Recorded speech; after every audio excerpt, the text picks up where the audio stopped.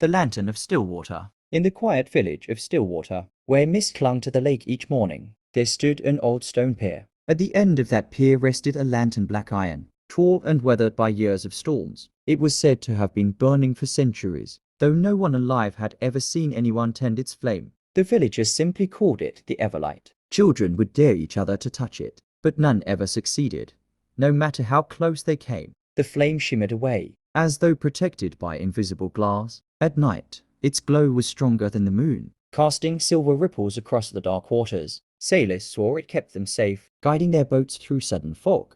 One autumn, when the lake grew restless and storms swept the hills, a girl named Mara became curious. She had lost her father to the waters the year before, and whispers said the Everlight had flickered that very night. She wondered if its glow was tied to fate itself, while others feared it. She studied it. One evening, long after the village slept, Mara walked the pier barefoot. The wind carried the scent of rain, and the lantern pulsed brighter than usual. She reached out, expecting to be pushed back like the others, but her fingers passed through. The air warmed, and in an instant, she was no longer standing on the pier. She found herself in a vast hall of mirrors, each reflecting a stormy lake. The lantern floated before her, flame steady, humming like a heartbeat. A voice echoed.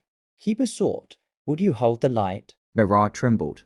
What does it mean? The mirrors shifted, showing glimpses of villagers across generations. The lantern had guided fishermen, protected wanderers, and marked a path for the lost. Its flame was not mere fire, but a promise, a guardian presence watching over Stillwater. The voice whispered again.